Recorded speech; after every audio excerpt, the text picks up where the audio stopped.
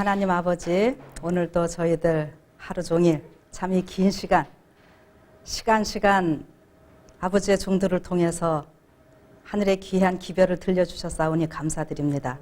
아버지, 그렇다면 그것이 단지 우리에게 지식으로 끝나는 것이 아니라 우리의 삶에 적용되어야만 되겠습니다.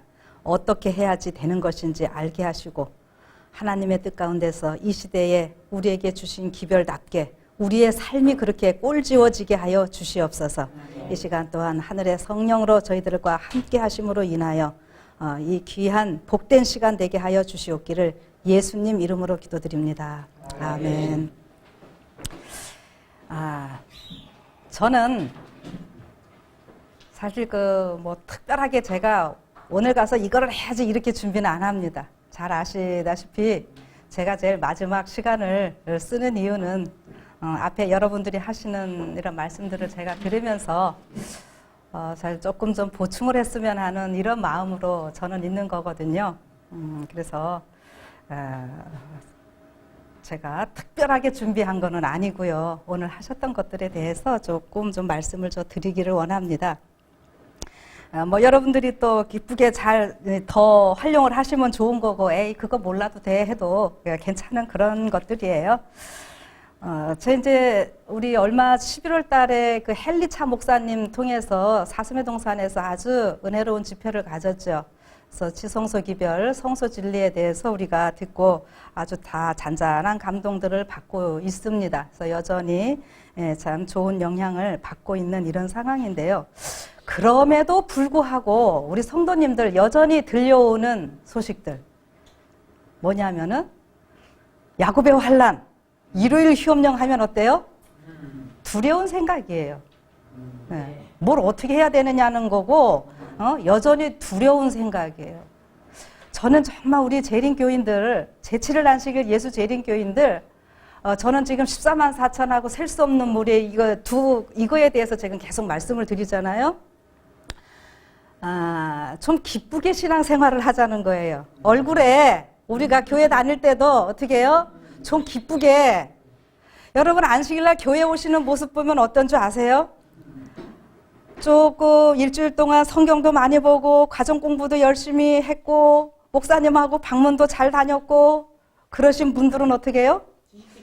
교회 오는데 신나서 오고 그냥 과정책 한번 들여다보지도 못하고 금요일 저녁 예배도 못 오고 어떻게 하셨던 분들은 그냥 아주 죄인이 돼가지고 거기다가 또 대표 기도까지 시키면 어때요? 혼자 회개 기도 하시느라고 대표 기도인데 당신 개인적인 회개 기도 하느라고 시간 다 보내고 있고 그렇습니다. 근데 이거 또 어느 일부분이라고 말할 수도 있겠지만 사실적으로 보면은 제가 지난 일요일도 한 30여 명 우리 교회에서 오랫동안 신앙하셨던 분들하고 말씀을 한 5시간 나누고 난 결론입니다. 자꾸 이제 들려오는 이야기들이에요. 그래서 저는 정말 우리가 어떻게 해야지 정말 기쁘게 신앙생활을 할 수 있을까? 물론 시대적으로 또 여러 가지 면에서 우리가 어려움 당하고 그럴 거는 사실입니다. 그럼에도 불구하고 왜 우리가 기쁘게 즐겁게 신앙생활을 해야 되는가 하는 거죠. 그래서 그냥 간단히 말씀드리면은요, 여러분 우리 지금 그 야곱의 환난 이야기를 많이 하고 일요일 휴업령 이야기를 많이 하죠.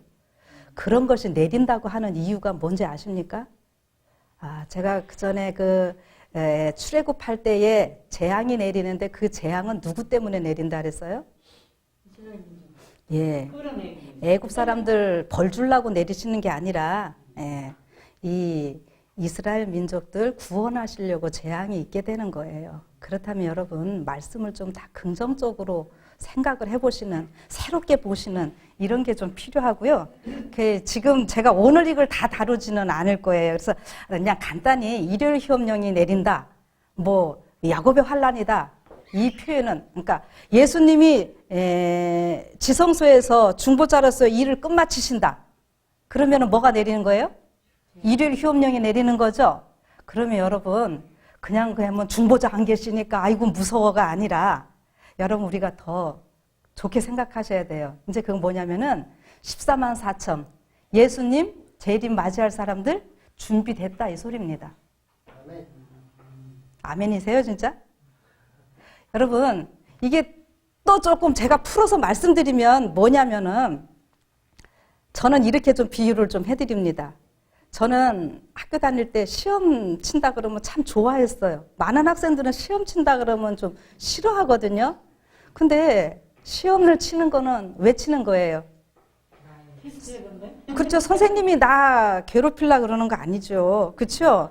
내가 중학교 시험을 이거 다 마무리했으면은 졸업 시험을 쳐야지 어디로 가는 거예요. 고등학교 갈 수 있는 거고 그 다음에 또 시험을 통해 갖고 다음 단계로 자꾸 가려고 이 시험을 치는 거죠. 우리 뭐 그거 시험 그 뭐 힘들게 해갖고 우리를 힘들게 하려고 하는 게 시험이 아니에요.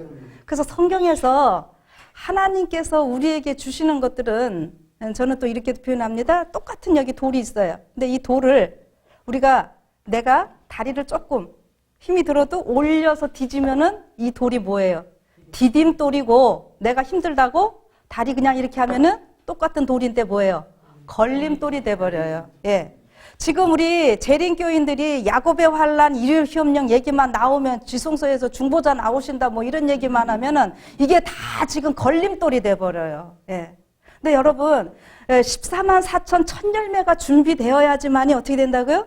셀 수 없는 우리들에게 이 복음이 들어가는 겁니다. 이 14만 4천 천 열매를 보면서 무수한 사람들이 있게 될 거예요.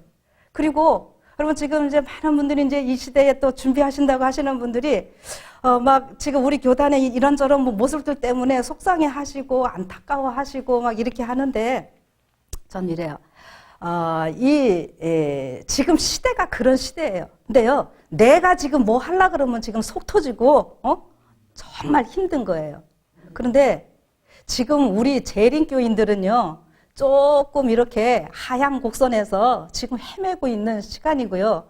이 시간을 통해서 지금 어떤 시간인 줄 아십니까? 반대로? 이 셀 수 없는 무리가 세워지도록 또 준비되는 시간이에요. 그거를 로마서 11장에서는 뭐라 그랬는가 하면은 이방인의 충만함이 차기까지. 여러분 이방인의 충만한 수가 차기까지가 아니라 그 숫자는 원래 원어에 없는 거라고 제가 한번 말씀드렸죠. 그러니까 원유대인, 예, 제가 뭐 남방유다, 북방이스라엘 이런 소리 이제 많이 했으니까 남방유다가 어떻게 해요? 우리 제7일 안식일 예수 재림교라고 이야기를 했고 북방이스라엘이 뭐라 그랬어요? 개신교회라 그랬죠. 제가 그렇게 하는 이유 뭐 여러 가지가 있지만 북방이스라엘은 율법 없었고 율법을 하는데도 어떻게 했어요?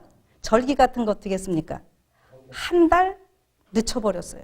그리고 제사장이 아닌 사람들을 제사장으로 세워가지고, 예. 그게 지금 오늘날 똑같이 있는 이런 모습들 아닙니까?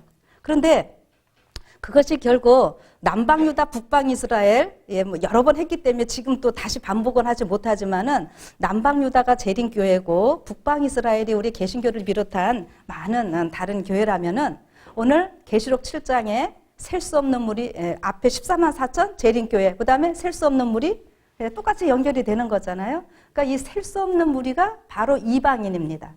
요 로마서에서 말씀하는. 그래서 그것이 출애굽기 창세기부터 계속 나온다 그랬죠.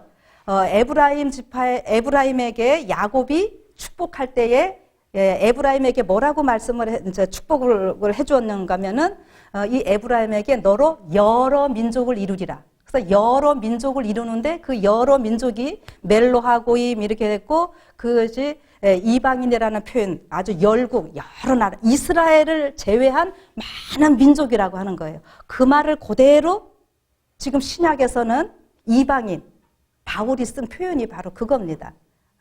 그래서 지금은 셀 수 없는 무리들이 어떻게 이방인이요? 지금 정말 우리 재림교인들이 왜 우리 교회 이름이 재림이에요? 재림을 사모하기 때문에. 근데 정말 재림을 사모하는데 어떻게 됐어요? 우리 재림교인들은 재림을 안 기다리는 것 같고 옛날에는 참 재림 많이 기다렸고 그랬는데 지금 우리 재림교인들이 옛날에는 참 살기 힘들었는데 지금 살기 좋아요, 안 좋아요? 우리 재림교인들이 고생하다가 자식들이 이제 의사도 만들어 놓고 뭐도 만들어 놓고 그래요. 그래서 뭐라는지 아세요? 예수님 조금 늦게 오시면 좋겠대요. 지금 이런 현실입니다. 솔직히 말하면. 그리고 어떤 면에서 옛날에 예수님 곧 오신다고 해서 다 시골 들어갔다가 어떻게 해요? 예수님 안 오셔가지고 다 이제 바깥에 나와가지고 이제 돈 버는데 우리가 열심히고. 예, 저도 그런 피해자 중에 하나입니다. 저도 깊은 산골짜기에 그냥 강제로 붙들려 들어갔다가 혼자 도망 나와서 공부하느라고요. 고생 하여튼 엄청 많이 하고 죽을 고비도 많이 넘기고 그런 사람인데 우리 재림교회가 이제 지쳐가지고요. 재림에 대해서는요. 곧 있을 거라고 생각하지 않고 언젠가는 있기는 있을 거라는 믿음은 여전히 있어요. 그런데 곧이 아니라 아직 멀게 이렇게 생각하시는 이런 경우도 있죠. 근데 여러분 눈을 조금 바깥으로 들어보세요.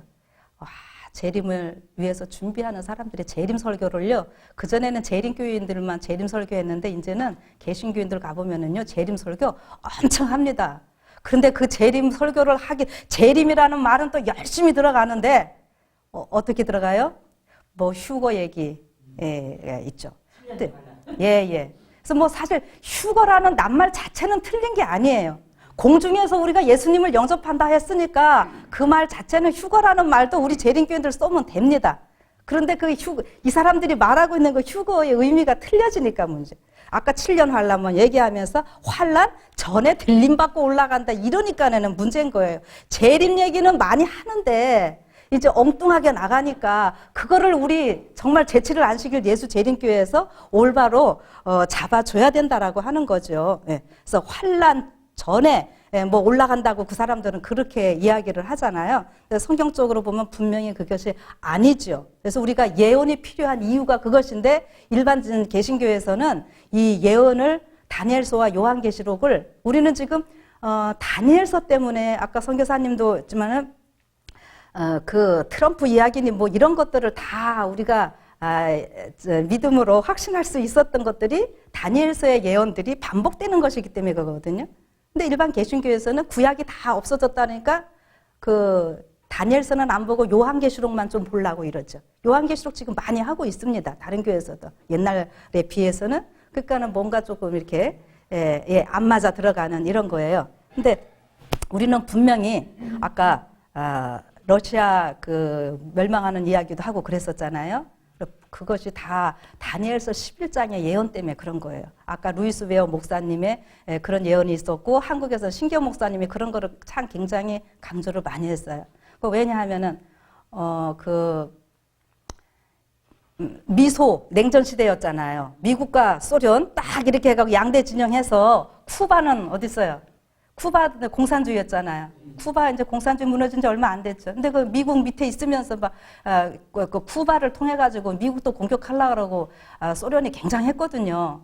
근데 소련이 그렇게 위세등등하게 있을 때도 우리 교회에서는 소련은 무너진다. 소련은 무너진다. 이거 성경 통식 과목에 우리 다 해놨던 거예요. 이게 말로 했으면은 이게 안 해서 문서로 다 남겨져 있으니까. 그러니까 우리 재림교회는 어떻게 해요? 저 안식일교회 2단이야. 그래서 2단이야. 왜요? 다른 교회에서는 이 붉은색 하면은 공산주의 뭐 이런 식인데 우리는 붉은색이 아니라 뭐 용 하면은 용 나오잖아요. 붉은색에 다 이제 사탄으로 이렇게 하고 이런 일들이 있으니까 우리는 분명히 예언 때문에 그런 것들을 분명하게 이야기를 할 수 있었던 것이거든요. 근데 그것이 다시 반복되는 거로 지금 하나님께서는 말씀하시기 때문에 다시 지금 이런 시간을 갖는 것이 아주 중요한 거예요. 그래서 그런 것과 더불어 어쨌든 그 일을 시험령 이런 문제에 있을 때 여러분들이 꼭 좀 생각하실 것은 그것이 내려져야만 되겠죠. 그 피해서 갈 수 없어요. 환난 전 휴거가 될 수가 없어요. 반드시 그것이 있어야 돼요. 그거는 왜 그런다고요? 여러분들이 준비됐다 소리라고요. 그거 얼마나 좋아요. 여러분 시험 공부 기껏 했는데 어떻게 해야 돼요? 이왕이면 시험 봐야지요. 시험 안 보고 그냥 가실래요? 재미없잖아요. 그런데 그 환란이 때야말로 정말 지금까지 제가 또 이걸 어디를 이건 이렇게 조금 또 길게 넘어갈지도 모르겠는데 이 다니엘과 그 세 친구들 보면은 그들이 참 믿음이시 매일 하나님과 동행하는 삶이었잖아요. 근데 그들이 어디서 직접 하나님을 봅니까? 다니엘은 사자굴에서 하나님하고 직접 얘기하고요. 그렇죠? 그 다음에 새 친구들 보면 어디서 하나냐? 풀무불에서 보는 거잖아요. 네. 그래서 풀무불에서 어떻게 됩니까? 예, 예수님하고 직접 얘기하잖아요. 다른 때에도 그렇지만은. 그렇다면은 우리가 이 환란이 예수님 직접 만나는 시간이고 얼마나 좋아요. 응? 저는 좀 그렇게 생각하면서 이 신앙생활을 하면은요, 참 재밌어요. 우리 예수님 이제 직접 만날 건데, 응? 그리고 그 풀무 불 때 어떻게 됩니까?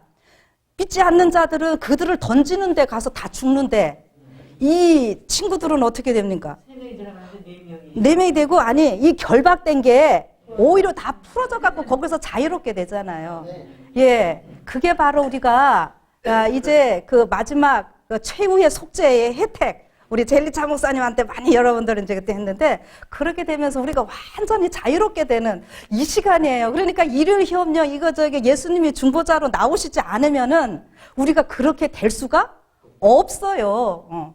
그러니까 어떻게 해요? 그 시간을 어떤 면에서 좀 손을 꼽아서 기다려도 저는 괜찮다라고 생각을 합니다. 근데 준비된 자들에게는 그 시간이 반드시 필요한 거고 얼마나 유익한 시간인지 모르겠어요. 그래서 여러분들이 그런 마음을 갖고 좀, 생활을 좀 해보시고 그렇게 한다면은 어쨌든 내가 먼저 14만 4천 천 열매로 준비가 돼서 우리가 지금 저 준비하고 있는 셀 수 없는 무리들이 구름대같이 우리한테 지금 오려고 하는데 뭐 하신다고 그래서 지금 하나님께서 우리가 준비 안 돼가지고 아직 안 들여보내신다 그랬잖아요. 예, 예, 지금 그거예요. 그러니까 우리가 얼굴에 좀 언제나 얼굴 좀 확 좀 피시고요. 예, 좀 보톡스를 가서 맞으시든지 좀 주름살 좀 다 피세요. 인상들 쓰지 마시고 뭐 남 쳐다봅니까? 자기 얼굴 지금 주름살 피라 그랬더니 왜 옆에 사람을 쳐다보세요? 네, 예. 예, 그래서 그런 말씀을 좀 드리면서 아까 이제 또 하나 여러분들 그 러시아 멸망하는 이야기도 아까 들으셨죠? 예언 연구할 때. 근데 그 러시아를 누가 망하게 했어요? 예, 교황권하고 레이건 미국하고 이렇게 했다는 거를 이렇게 잘 알고 계시잖아요. 근데 여러분 그렇다면은 제가 이제 또 질문 하나 드릴게요. 미국이 소련을 멸망시키는 거는 우리가 이해를 할 수 있겠어요. 왜요? 미국이 최고 패권 국가가 돼야 되니까. 근데 지금 누구 때문에 맘대로 못해요? 소련 때문에 못하니까. 그런데 그렇다면 왜 또 교황권은 소련을 무너뜨리려고 그랬을까요? 교황권 소련 무너뜨려. 그거 무너뜨리면 그 안에 기독교 종교 때문에 종교 때문에. 예, 예. 종교적 패권이죠. 그 이제 그 역사를 조금 말씀드려 볼게요. 제가 러시아에 있을 때 아주 재미있게 써먹은 이야기들인데, 예, 러시아에서도 제가 좀 선교사 하고 있는데, 러시아 사람들이 어떻게 러시아 사람보다도 한국 사람이 러시아 역사를 더 잘하느냐, 예, 이런 소리까지 제가 들으면서 말씀을 재미있게 전했습니다. 러시아에서는 안식일을 전하는 건 아주 쉬워요. 우리는 안식일이라는 표현과 토요일 뭐 이렇게 틀리잖아요. 그렇죠? 근데 러시아는 안식일이라는 말과 토요일이라는 말이 똑같아요. 그래도 성경에 써 있는 대로 제7일은 너희 하나님 여호와의 안식일인지니까 그 수보따라고 이렇게 표현을 하는데 그냥 그 사람들에게는 참 쉽습니다. 조금 그 사람들이 마음만 열었다 하면은. 어쨌든 이제 지금 이제 그 공산주의 소련 무너뜨리는 그 얘기 잠깐 해드릴게요. 소련을 무너뜨린다는 것은 결국 공산주의를 무너뜨린다는 거거든요. 근데 그게 이제 왜 카톨릭하고 미국하고 그렇게 합작으로 무너뜨려야 됐는지 그 얘기죠. 아시는 분들이 있을지도 모르겠고요.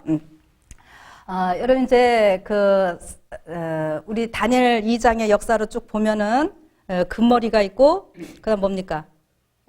어떤 그 금, 은, 동, 철 이렇게 있죠. 그래서 바벨론, 메데 페르시아, 그다음에 그리스, 로마 이렇게 됐죠. 근데 로마 때는 다리가 몇 개예요? 2개죠. 그래서 이 로마가 우리 역사에서 보면은 동로마, 서로마로 갈라지는 그러한 역사가 있습니다. 근데 이제 동로마, 서로마로 갈라지고 이렇게 하면서 이제 기독교가 있었는데 예수님의 제자들 이제 사도라고 그러죠. 그래서 기독교가 굉장히 퍼져가는 상황에서 사탄은 어떻게 해요? 이제 이 기독교를 타협하게 만들죠. 그래서 타협되는 기독교가 뭘로 바뀌어지는 겁니까? 이름이? 가톨릭, 예, 천주교로 바꿔줍니다. 그래서 처음에는 뭐 교황이라는 이런 말은 안 썼죠. 그리고 이제 주교 감독이라는 말을 이렇게 많이 썼습니다. 근데 그렇게 321년에 일요일 휴업령을 내린 황제, 우리 대한민국 황제보다 우리 교인들은 또 더 잘 아는 이름 누구예요? 321년. 예, 콘스탄틴. 예, 콘스탄틴이라는 황제가 기독교로 개종하는 것처럼 하지요. 사실 그거는 이제 가짜 개종인 거는 이제는 다 알게 되는 모습이고, 근데 이 콘스탄틴은 태양신 숭배하는 미드라 종교의 제일 제사장이면서 황제고 그렇게 된 거예요. 그런데 폰티픽스 막시무스라고 하는 그 이교의 대제사장 직함을 이 카톨릭 감독에게 다 물려주고 이 콘스탄틴 황제가 그 이태리에서 살지 않고 어디로 갑니까? 동쪽 그 터키의 이제 지금 이스탄불 터키로 옮겨가는 그런 역사가 있었어요. 우리 세계사를 좀 공부하신 분들은 잘 아실 겁니다. 우리가 중고등학교 때 다 배우는 거였죠. 그런데 여러분 황제가 옮겨가니까 어떻게 하겠어요? 사제들도 같이 따라가겠죠. 그래서 어떻게 합니까? 이제 그러니까 이태리 이쪽은 서쪽이 되고 콘스탄틴 황제가 간 터키 이제 콘스탄틴 가갖고 수도도 뭘로 바뀌어요? 콘스탄티노플 이렇게 되잖아요. 지금은 이스탄불이라고 이렇게 하는데 여기는 동쪽, 여기는 서쪽. 그래서 이 종교 수비권을 가지고 서로 다투는 거예요. 뭐예요? 여기는 뭐예요? 여기 우리가 오리지널이지 이거예요. 자기네가 시작됐으니까. 근데 이쪽에 있는 사제들은 또 뭐라 그래요? 그래도 우리가 황제랑 같이 왔는데 여기가 더 높지. 이러면서 자기네들끼리 어떻게 해요? 치고받고 싸웁니다. 근데 이쪽 사람들 우리 사도신경도 일요일 교인들 하는 거 아시죠? 사도신경이 이때 만들어지는 거예요. 여기서 뭐냐면은 이쪽은 인정하지 말고 이게 진짜라고 인정해라 이거예요. 사실은 그 사도신경 쭉 하다 보면 맨 밑에 거의 그때 하면은 내가 뭐를 믿어요? 카톨릭을 믿사오며 이렇게 나옵니다. 근데 그거를 한국말로 번역할 I believe in the Catholic Church예요. 근데 그거 한국말로 번역할 때는 뭐라고 해놨냐면 나는 거룩한 공예를 믿사오며 이렇게 지금 하고 있습니다. 그래서 이거를 또 가지고 이제 개신교인들한테 이거 천주교에서 만들어낸 건데 이러면은 또 그 캐톨릭이라는 말이 저기 지금 우리가 말하는 천주교가 아니라 그냥 캐톨릭이라는 말 자체가 보편적이다, 유니버설한 이런 거기 때문에 일반적인 교회다 또 엉뚱하게 또 해석을 참 해갖고 쓰고 있는데 이래도 저래도 말도 안 되는 겁니다. 그거는. 근데 어쨌든 이쪽에 것만 인정을 하라고 그래야지 진짜 교인이 되는 겁니다.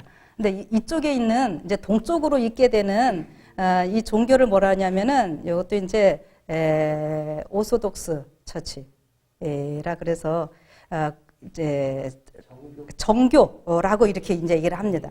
근데 이쪽도 뭐 유럽 이쪽으로 가면서 루마니아 하면은 루마니아 종교, 그리스 하면은 그리스 종교 이런 식으로 다 되는데 이 종교를 여기서는 어떻게 해야 돼요? 없애야 돼요.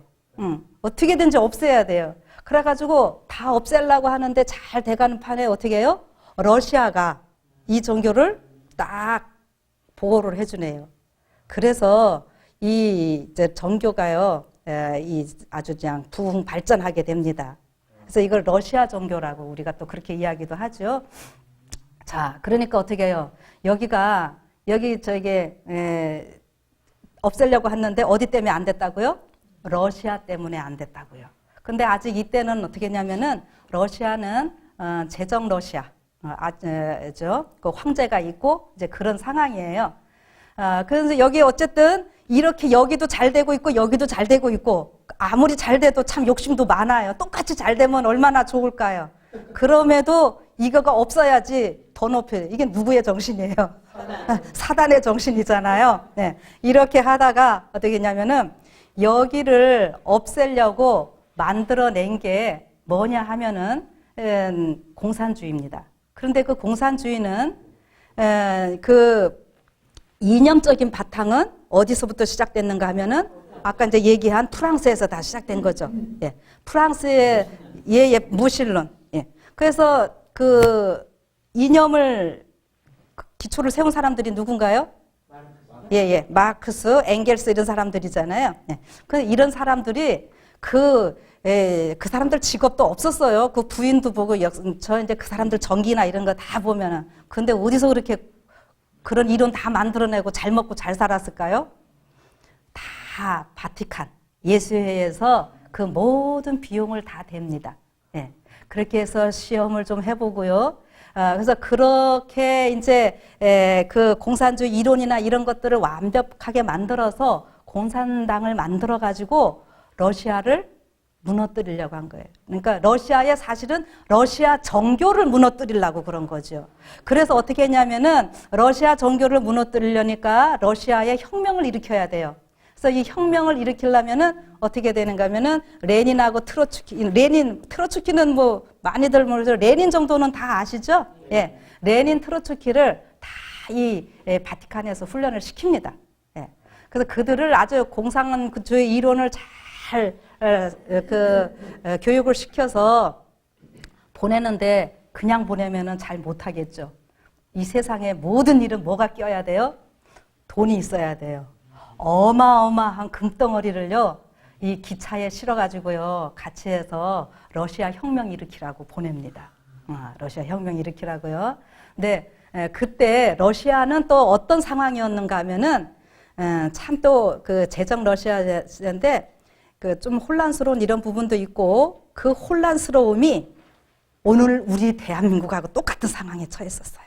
뭐냐 하면은 여러분 저기 최순실 이 사건 때문에 우리 종교 문제 지금 막 들어가죠. 강신술이 어쩌고 하고. 근데 그러면서 여러분 라스푸틴이라는 말 혹시 들어봤나요? 여러분 그렇게 관심 안 두시죠? 푸틴은 지금 현재 대통령이고 러시아가 그 시대에 아까 이제 러시아의 국교는 러시아 종교입니다. 러시아 종교인데 이 니콜라스라고 하는 이제 그 당시에 황제가 있었고요. 그런데 이 니콜라스 황제의 아들 알렉세이라고 하는 황제가 저기 왕자가 있는데요. 이게 불체병이 걸렸어요. 그 다음 때를 이어야 되는데 불체병이 걸렸으니까 어떡합니까? 그런데 이 병을 고치려니까 의사를 데려오는 것이 아니라 수도승을 데리고 옵니다. 그 수도승이 누구냐면은 러시아 정교의 소속이긴 하지만 이 러시아 정교도 보면은 뭐 아주 좀 가지가지예요. 라스푸틴이라고 하는 아주 요승 괴승이 있어요.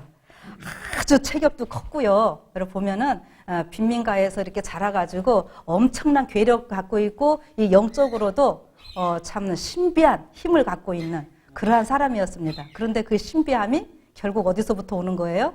우리는 이제 마귀한테서 이렇게 오는 걸로. 예.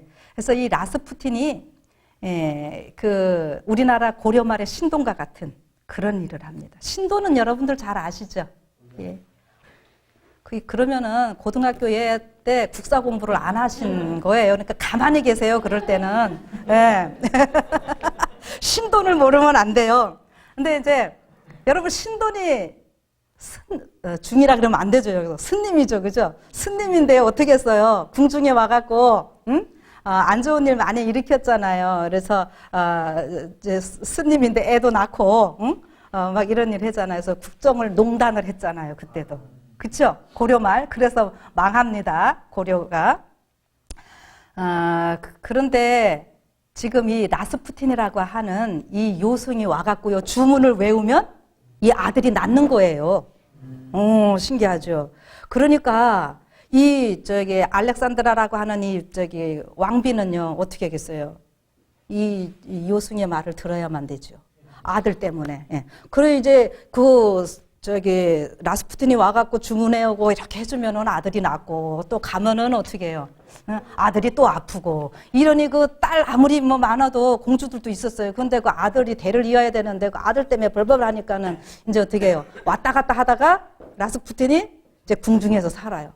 근데 이제 이 왕비가 라스푸틴에게 어떤 얘기를 했냐면은 러시아 황실의 그 보호물 그 보화들, 금은 보화 이런 거 있잖아요. 어마어마하게 많이 있는데 그것이 어디에 있는지를 이 라스푸틴에게 이야기를 합니다. 근데 이 라스푸틴은 요승이든 괴승이든지 어쨌든지 간에 어떻게 했냐면은 러시아 정교의 이었기 때문에 러시아 정교회의 제일 높은 사람을 파트리아르크라래. 우리 영어 페트리아르크 있죠? 제일 높은 대사제한테 그 사실을 다 말을 했어요. 러시아 황궁의 보물이 어디에 있는지. 그렇게 얘기한 상태에서 어쨌든 라스푸틴은 공공의 적이 되어서요. 이제 죽게 됩니다. 그 죽는 모습도 아주 굉장하고요.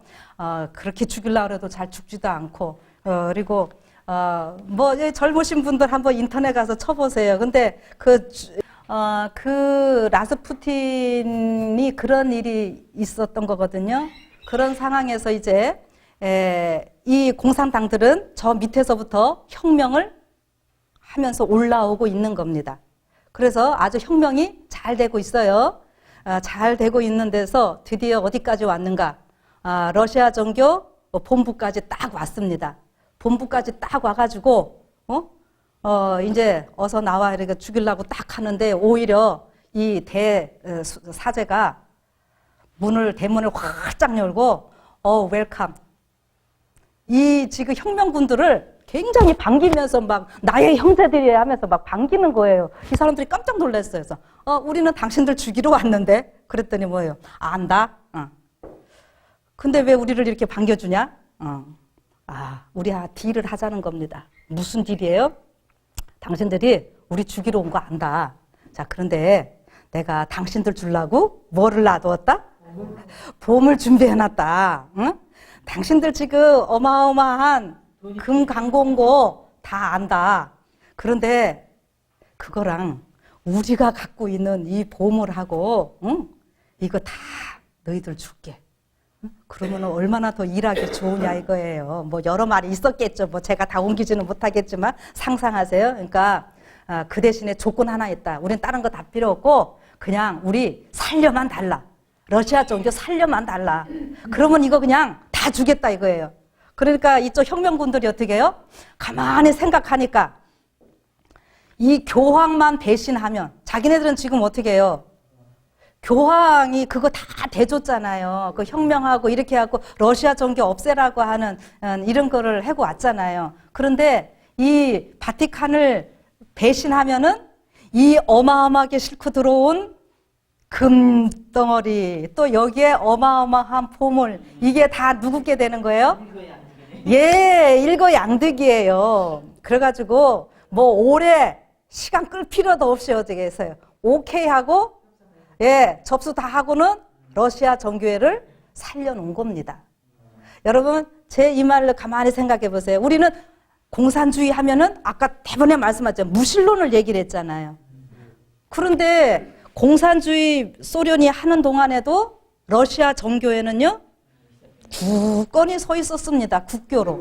어쨌든 지금 제 포커스는 뭐냐면은 왜 공산주의 그 시대에도 러시아 정교회가 국교로 설 수 있었는가? 여러분 조금만 생각하시면 제가 했던 말들이 조금 풀리겠죠.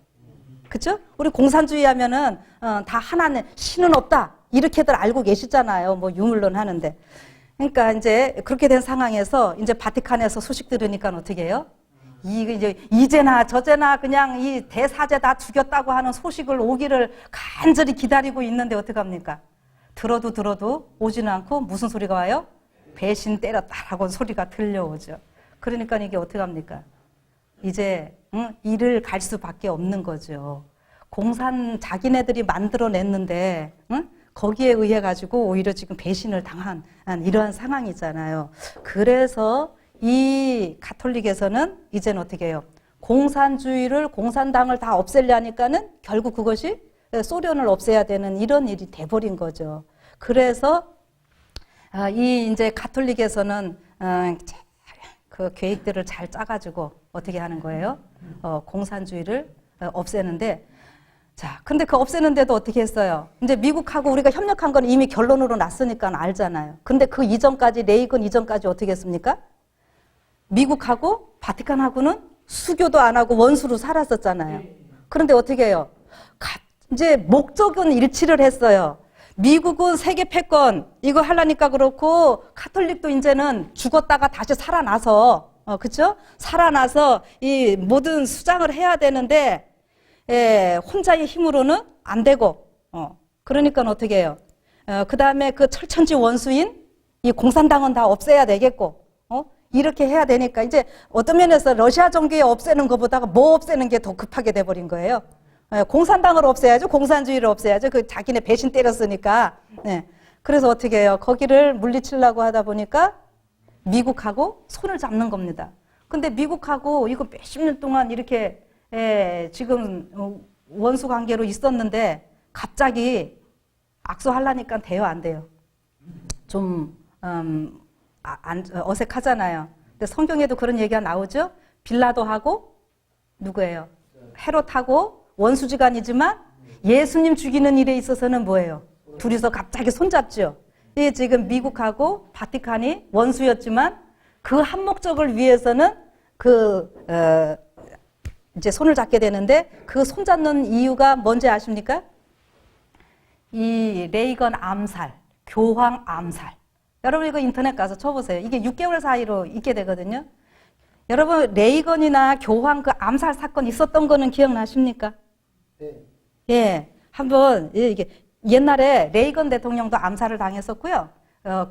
교황도 암살당한 일이 있었어요. 그런데 예, 당했죠. 그런데 여러분 그것이 뭐 지금은 이제 다 조작이라는 거는 이제 음모고 조작이라는 거는 다 드러나죠. 여러분 그렇게 죽이려고 하는 암살자를 보면은 암살 이거 하는 사람을 뭐라 그럽니까? 하여튼 암살자예요? 암살자들이 보통 훈련 받는 사람이겠습니까?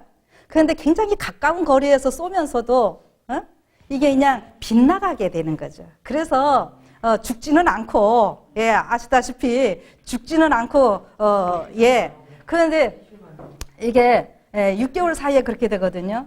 그러니까 이제 둘이서 말하기가 좋은 거예요. 세상에 이게 참 우리가 죽을 운명이었는데 어떻게 됐다고요? 우리가 이렇게 천우신조로 살아났는데 이렇게 살아난 이유가 뭐다? 이건 분명히 하늘의 뜻이 있는 거다. 근데 그 하늘의 뜻이 알고 보니까 뭐였어요? 예, 저 공산권 무너뜨리는 거였어요. 그래서 두 나라가 어떻게 해요? 자연스럽게 그것을 계기로 해가지고 그래서 여러분들이 레이건하고 또 교황하고 홀리 알리언스 우리 그 다니엘서랑 요한계시록 연구할 때 그 얘기는 많이 들었죠. 신성 동맹 하게 됐던 이유들은 잘 아시겠지만 이제 이제 숨은 그 사건들이 이런 것이 이제 있었다라고 하는 거죠. 근데 여러분 제가 이 이야기를 또 왜 하냐면은 저는 이것과 더불어 지금 뭐를 좀 보고 있냐면은 사단은 언제나 제께에 넘어져요. 응? 배신 당했잖아요. 네. 지난번에도 그 교환권을 세워주는 것이 프랑크였고 또 없애는 것도 프랑스 이렇게 했고 또 마지막에도 미국이 세워주면서 지금 미국하고 같이 손잡으면서 이렇게 됐잖아요. 근데 결국 미국이 또 이렇게 그렇게 할 것 같은 그건 역사로 보면은 그렇게 돼야지만이 되지만 이 상황에서 제가 지금 꼭 말씀드리고 싶은 것은 이 예언 연구를 하는 사람들이 지금 재림교회에서 해석한 거 우리는 계시록 13장에 적그리스도는 교환권으로 뭐 다니엘서나 계속 우리는 그렇게 하잖아요. 근데 그렇게들 하다가 지금 어떤 현상들이 벌어지고 있는가 하면은 여러분 이제 서점이나 이런 데 가서 중동 정세, 그 중동 짐승이라는 뭐 이슬람에 대한 거 한번 보세요. 이슬람권을 지금 다 적그리스도로 몰아가는 지금 상황입니다. 이게 옛날에는 개신교에서도 조금 또 관심 갖는 사람들이 교황에 대해서 많이 했었는데요. 지금은 이 IS 때문에 막 이야담하잖아요. 그래서 그 짐승, 그 음녀를 다 저길로 갖다 돌려버려요. 이 이슬람으로요. 그리고 뭐 히브리어를 뭐 연구하면은 이스마엘 있었죠? 아브라함의 큰아들 이스마엘. 이 스마엘을 바꾸면은 이게 이슬람이 된답니다. 뭐 이렇게 되면서 그 결국 뭐 사탄이라고 하는 의미도 들어있고 뭐 이제 저는 뭐 잘은 모르겠어요. 그러나 결론은 어쨌든 뭐 예, 다 하면서 그 사탄의 앞잡이 노릇하고 이렇게 하는 건데 여러분 적그리스도라고 하는 말을 우리는 적이라고 하는 거 우리가 반대된다 이렇게 생각들을 하시잖아요. 근데 제가 다시 한번 말씀드립니다. 이 안티라고 하는 말에는 반대라는 말과 함께 모방한다라고 하는 말이 있다고요. 대신한다라는 말. 그래서 이 교황은 어떻게 해요? 자기가 예수님 대신으로 사람들 다 축복하러 다니고, 여러분 교황이 흰옷 입고 다니는 이유, 왜 흰옷 입고 다니는지 아세요? 예, 마지막 날 사건 보세요. 그 흰옷 입고 다니는 이유가 계시록 1장에 예수님이 흰옷 입은 것 때문에 이 교황이 그렇게 흰옷을 입는 거예요. 그리고 다 하면서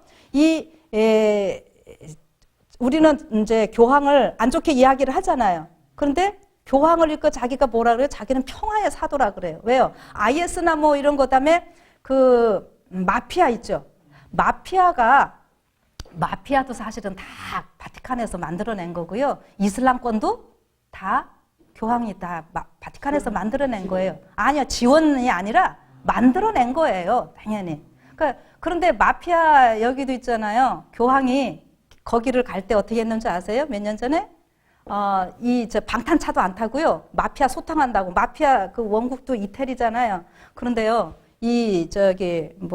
방탄차도 안 타고요. 그냥 갑니다. 감히, 만약에 마피아 그쪽에서 교황 죽일 수도 있어요. 그런데 안 죽입니다. 왜요? 한편돼요. 그런데 세상 볼 때는 어떻게 해요? 야, 저 교황 대단하다. 막 마피아. 우리는 마피아 하면 무서워서 벌벌 떨잖아요. 그런데 마피아 소탕하러 가는 교황. 그러니까 뭐예요? 평화의 사도. 그 다음에 IS를 향해서 교황이 얼마나 강하게 이야기를 합니까? 그러니까 교황이 뭐라 그래요? 나는 이렇게 IS 하면 우리 폭력 테러잖아요. 근데 그 사람들 못하게 하는데 왜 나보고 자꾸 적그리스도라 그러냐 이거죠. 나는 평화의 사도다. 이러면서 다니고 있거든요. 그 지금 사람들은 여기 지금 속아 넘어가고 있어요. 우리 교인들조차도 우리 요한계시록 해석 다시 해야 되지 않을까? 이런 사람. 여러분 이런 일들이 한두 명이 시작하다 보면 뭐든지 첫 번에는 한두 명이 하다가 결국에는 그러잖아요. 여러분 근데 물론 이 이슬람 우리가 주목할 필요는 있어요. 그러나 원 포커스는 교황권입니다. 우리는 여기에서 놓치지 말아야 돼. 잘 가다가 삼천포로 빠지면은 안 돼요. 그래서 어떻게 미혹하는지. 지금 사단은 결국 이적이나 기적을 베풀어서 하나님은 그런 걸 통해서 우리를 변화시키시고 하나님을 믿는 믿음을 굳게 하시는 분이시지만은 사단을 요한계시록 13장에 보면 이적, 기적을 통해서 사람들을 미혹한다 그랬어요. 그러니까 그 미혹하는 이 사단의 정체에 대해서 우리가 잘 아셔야 되고, 이슬람이 분명히 제가 지금 교황권이 만들어낸 거라고 이야기를 했잖아요. 그래서 다시 한번 오늘 말씀해 드립니다. 지난번에 한번 했지만 또 오늘 또 새로 오신 분들 계시니까 이슬람교가 있고 이슬람을 믿는 종교 그 사람들을 무슬림이라고 그러죠. 근데 그 사람들의 그 이슬람교를 시작한 사람 이름이 뭐예요? 모하메드라 그러죠. 모하메드 다 했습니다. 근데 이 모하메드가 자기보다 20살인가 연상인 과부랑 결혼을 하는데 이 여자가 그 수도원, 천주교 수도원에 있던 여자였어. 하디자라고 하는 여자. 이게요, 계획적인 결혼이라고 하는 거죠. 예. 그리고 그 여자가 굉장히 돈이 많았었고, 이 모하메드는 아버지도 일찍 죽고 부모님 일찍 돌아가시고 할아버지 손에서 크다가 또 할아버지도 또 돌아가시고 뭐 이렇게 했는데, 어쨌든 어린 시절 보면은 참 불우하게 이렇게 컸어요. 그리고 20대 때 했던 40대 된 과부랑 이제 결혼을 하는데, 이게 다 천주교에서 만들어내는 거죠. 결국 이 이슬람 종교는 사실은 어디를 없애기 위해서 만들어내는가 하면은 유대교를 없애기 위해서 만들어내는 종교입니다. 그리고 이제 또 하나, 길게 얘기하면 다 여러분들 하디자라고 하는 모하메드의 부인이 수도원, 이제 천주교 수도원에서 훈련받은 사람이었다는 것과 더불어 또 이제 모하메드의 딸 이름이 뭐냐면 파티마예요. 제가 지난번 파티마 한번 얘기해 드렸죠. 여러분, 파티마는 지금 이제 오늘 제 얘기 듣고 돌아다녀 보세요. 병원이나 요양원 이런 데 파티마라고 쓴 데가 많을 거예요. 거의 천주교인들이 또 그런 표현 많이 쓰거든요. 이게 파티마가 마호메드의 딸인데, 이게 포르투갈에 보면은 파티마라고 하는 도시가 있어요. 그 도시에 옛날에 마리아가 나타나서 기적 일으킨 곳이거든요. 예. 그렇게 해가지고 그 파티마의 기적이라고 하는 거 인터넷에 쳐보시면은 아주 길게 잘 나와 있을 거예요. 그래서 결국 그 파티마가 지금은 가톨릭의 성지가 됐어요. 거기서 기적 많이 일어나고 해마다 막 걸로 성지 순례가고 거기 가면 병고침을 받는다, 뭐 기적이 일어난다. 그래서 지금 파티마라고 하는 병원들이 많이 이름을 그렇게 쓰고 있는 것입니다. 그 여러분 길게 얘기하지 않아도 아시겠죠, 이슬람이? 근데 이슬람 결국 나타내는 게 달이거든요. 이게 달인데, 예, 그 가보면은 천주교에도 마리아죠. 이슬람도 알라 신 해가면서 뭐 이렇게 얘기하지만은 결국은 가보면은 마리아 똑같이 돼버립니다. 이게 천주교에서 다 만들어낸 그런 거라고 하는 거죠. 근데 우리가 자세히 이렇게 안 보면은 우리는 이거 완전 반대같이 보이는 거고, 그 사람들이 속고 있고, 이러는 거죠. 그래서 예. 그래서, 제가 좀 말씀드리고 싶은 것은 이렇게 예언 연구들 이렇게 하실 때에 하나님께서 기본적으로 우리한테 뿌리 해주신 거는요, 잊어버리지 마시고요. 이렇게 초점을 놓치지 마세요. 그래서 주변 가지들 여러 가지 막 너무 많이 해가지고 우리를 지금 혼란하게 만들고 있는 이 시대거든요. 그러니까 그럴 때에 우리는 그 본 가지 잘 우리가 바라보시면서, 그래서 너무 또 교황 이거 얘기하다가 우리 어떻게 된다고요? 교황 닮아간다 그랬어요. 그러니까 요한계시록 연구할 때, 예언 연구할 때 그 교황 얘기보다 누구 얘기 더 많이 하라고요? 예수님 얘기요. 그래서 우리는 어느 정도 아니까요. 이러면서 정말 예수님이 누구신지 더 많이 알아가는. 그래서 매 사건과 매 모든 일들 속에서 예수님이 어떻게 나타나시고 그 예수님이 나에게 어떻게 말씀하고 계시는지 해서 그 예수님을 닮아가도록 노력하는 우리 모든 성도님들 되기를 간절히 바랍니다. 예, 그래서 시간이 많이 갔으니까 그러고 사실 그 아까 이제 우리 장로님 그 새 언약을 말씀하시는데 제가 5분만 얼른 쓸게요. 사실 그 자꾸 절기를 좀 강조하시려고 6월절 그러시는데, 제가 5분만 좀 말씀드릴게요. 아까 제가 할 때,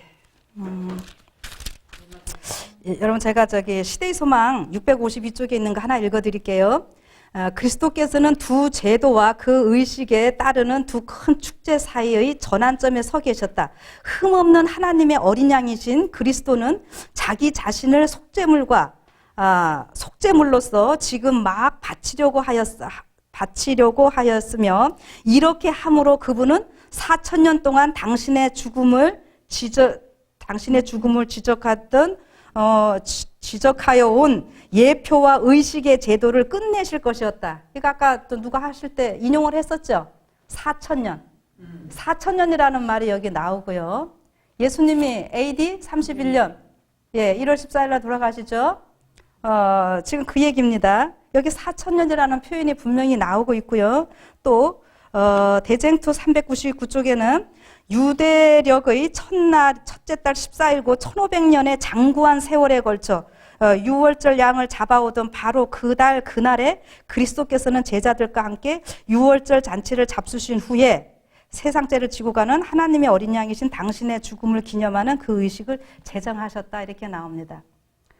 여러분, 지금 6월절을 우리는 출애굽기서에서부터 시작된 걸로 알고 있습니다. 물론 부조와 선지자의 6월절이 이스라엘의 국가적인 6월절은 출애굽 때 그때 시작되었다라고 분명히 이야기를 합니다. 맞습니다. 그런데 여기 지금 시대 4,000년이라는 표현하고 4,000년 동안, 그 다음에 1,500년 동안, 이걸 여러분들 어떻게 조화를 시키실래요? 4,000년 동안 유대인들은 양자가 제사 언약 관계를 했고, 유대인이라고 하는 말은 그 얘기가 아니고요. 지금 4,000년 동안 얘기를 하시는 거는 창세기부터 이야기를 하시는 겁니다. 유대인들이 언제부터 생겼다 그랬어요? 1500년, 이거는 출애굽 그때부터 하는 얘기고요. 창세기부터 하면은 4,000년 동안을 우리가 해야 되죠. 그래서 요것과 더불어 지금 예수님이 6월절 어린 양으로 돌아가시는 이 사건이 출애굽기서에서 시작되는 것이 아니고요. 창세기서부터 시작됩니다. 그리고 예수님은 죽음을 당한 창세 전부터 죽임을 당하신 어린 양. 이래서 이것을 이제 히브리서를 지금 다 하진 않겠습니다. 멜기세덱 창세기서부터 나오는 그 유월절 이거를 우리가 보면은 결국 이제 이 멜기세덱 반차로 들어가야 되는데 멜기세덱 반차를 따르는 이 유월절과 이 언약이기 때문에 이게 새 언약이라는 것이 전혀 없던 것이 아니라 지난번에 한번 말씀드렸지만은 이 아브라함하고 맺으신 그 언약과 이제 이것을 예수님을 통해서 새롭게 해주시는 겁니다. 예수님이 내가 이것을 아주 이거를 언약을 그걸 뭐라 했어요? 누가복음에 먹기를 원하고 원하였노라 했던 것은 아브라함하고 맺으신 그 언약이거든요. 그렇게 해서 이 예수님께서 분명히 또 하나 읽어드리면은 지난번에도 제가 읽어드렸었잖아요. 한번. 그리스도께서는 유월절 대신에 성만찬 예식을 제정하심으로 그것으로 인류를 위한 당신의 크신 희생을 기념하는 표로서 당신의 교회에게 주셨다. 주님께서는 너희가 이를 행하여 나를 기념하라. 이건 누가복음 22장 19절 이거고요. 하라고 하셨다. 이 말씀이야말로 두 개의 제도, 곧 두 개의 큰 축제 사이에 있는 전환점을 가리키는 말씀이었다. 한 가지 제도는 영원히 폐하여질 것이었고 주님께서 방금 제정하신 또 하나의 다른 제도는 먼저 것을 대신하는 동시에 주님의 죽으심을 기념하는 표로서 모든 시대를 통해서 계속해야 할 것이었다. 그래서 지금 이것을 우리가 어떤 날짜에 맞춰가지고 하라는 것이 아니라 계속 뒤이어서 나오는 거 보면은 우리가 이 6월절 그 기념하는 것이 어떤 날짜에 뭐 하는 것이 아니라 예수님의 죽으심과 십자가의 죽으심, 달리심, 죽으심, 장사 지낸 부활이기 때문에 우리가 침례를 받음으로 이것을 기념하는 것이고 성만찬 제도를 통해서 이것을 기념하라고 하신 겁니다. 그래서 제가 다시 한번 말씀드리지만은 이 성만찬 예식 아무 때나 우리가 할 수 있는 거예요. 어느 날 정해갖고 딱 해놓은 거 아니거든요. 예. 그리고 지금 예수님은 우리가 지금 이 멜기세덱의 반차를 쫓아서 우리는 지금 그 멜기세덱의 반차가 아니라면은 이거 1년이라는 세월 동안 오늘은 6월절 대속제일까지 가려면 어떻게 해요? 6개월을 기다려야 되고 이런 상황이 될 거예요. 근데 우리는 어떻게 합니까? 오늘도 여전히 우리는 예수님을 영접하는 것. 이것은 예수님의 죽으심을 기념하는 것이고요. 내가 예수님을 개인적으로 영접하고. 그다음에 오늘 또 나 여전히 대속제일, 지성소까지 나는 갈 수 있는 사람이고 예수님을 영접해서 바로 지금 이런 겁니다. 그렇기 때문에 이 어느 날을 자꾸 강조하는 것은 지금 의미가 없습니다. 분명히 화이트부인을 통해서 성만찬 제도를 통해서 이것을 기념하는 거라고 이야기를 했고 예수님이 이제 그걸 하시면서 하늘에서 하기까지는 다시 하지 않는다고 했잖아요. 제가 지난번에 분명히 설명드렸습니다. 그러니까 지금 자꾸 재림교회에서 이게 지금 잘못됐다라고 하시는 말씀을 사실은 하고 싶으셔서 그러시는데 이 문제는 더 이상 여기서는 우리가 다루지 않았으면 좋겠습니다. 예, 계시록하고 연결해가지고요. 이거는 이미 화이트부인을 통해서 다 정리되신 문제예요. 우리가 성만찬 예식을 통해서 예수님을 기념하는 겁니다. 그렇기 때문에 어느 한 날짜. 그래서 제가 다시 말씀드리지만은 그 성만찬 예식을 하는데 난 굳이 그래 1월 14일 날 하겠어. 사실 1월 14일이 아닙니다. 그렇게 하시려면은 1월 13일 날 해야죠. 예수님이 잡히시던 밤은 목요일 밤이었어요. 그러니까 이거를 또 뭐 두 저녁 사이니까 13일 밤부터 뭐 금요일 밤까지 해갖고 뭐 또 이렇게도 말씀하시고 이러는데 그건 아닙니다. 분명히 이제 그 날짜를 굳이 뭐 그 날짜에 하고 싶으신 분들을 하시는 것 괜찮아요. 그러나 제가 다시 말씀드립니다. 그렇게 여러분들이 하시는 것 때문에 재림교회에서 이날 안 한다고 재림교회 지금 이렇게 하고 있는 것이 잘못됐다라고 말씀은 하시지 말라고 하는 거예요. 오늘은 제가 정말 부탁을 드립니다. 예. 지금 우리가 이 제7일 안식일 예수 재림교인들 같이 우리가 협력하고 한 진리 가운데서 우리가 이 기별을 지금 전해야 할 때인데 그거 가지고 우리가 자꾸 이야기하는 거는 저는 옳지 않다라고 생각을 합니다. 그래서 뭐 저도 더 이상 앞으로 여러분들이 다른 말씀을 이 문제에 대해서 다시 얘기를 하셔도 제가 공식적으로는 더 이상 이야기는 하지 않겠습니다. 개별적으로는 제가 또 뭐 물어오시면 얼마든지 하지만 그래서 이러한 것을 생각하시면서 지금 제가 더 길게는 자료는 전 다 갖고 있어요.